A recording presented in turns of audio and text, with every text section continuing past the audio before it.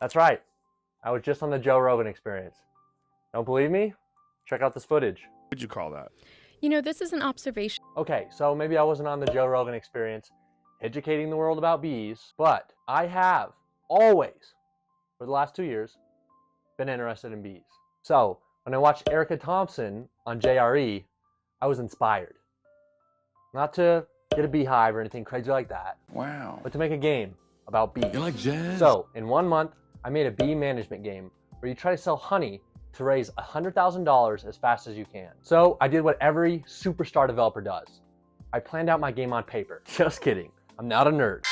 I watched the Bee movie to understand, to truly understand the complexity of bees. The Bee movie is a complete masterpiece, undeniably.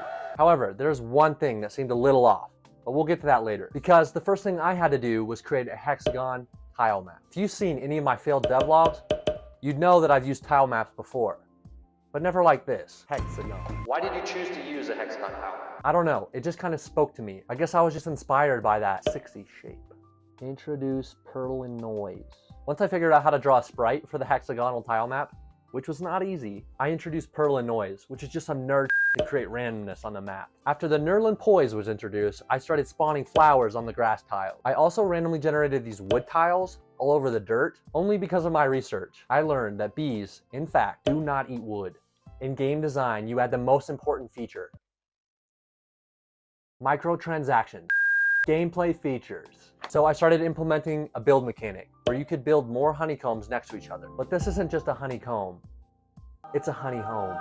With the introduction of honeycombs also came everybody's favorite thing, resources. After learning that bees do not eat wood, I had to figure out what they do eat. Turns out it's Disney moms. Flowers.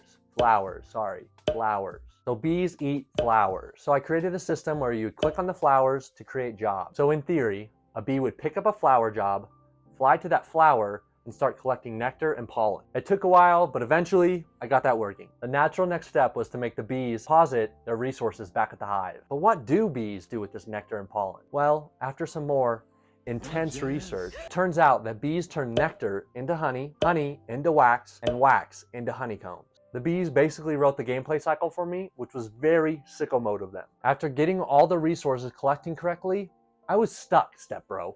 Step Bro, I'm stuck! I tried to make this game look less kindergarten, which I think I accomplished. Barely. If I'm being honest, the real reason that I redrew the art is because I was having a midlife crisis. There was only one thing that could fix it. I had to make the Bee movie realistic. There ain't no way that a lawyer in New York City is taking a case for free. It simply does not happen. That's why the bees are selling the honey, to make $100,000 to pay a lawyer to sue the humans. You're welcome, Bee movie. You owe me, Bee movie. I made your movie realistic, Bee movie. And also I added a timer to see who can save the bees the fastest. Hashtag speedrunner, hashtag quickster, hashtag the quickster with the ability to speedrun really fast. Elon tried to leak February's video while I was editing. Man, you give that guy an early access copy, he goes AWOL on you and tries to leak the video. You can play Honey, I Be Home on itch.io. This is not to be confused with Honey, I'm Home by Shania Twain. Also, I uploaded the code and assets to GitHub. Links are in the description. Thanks for watching, gamers.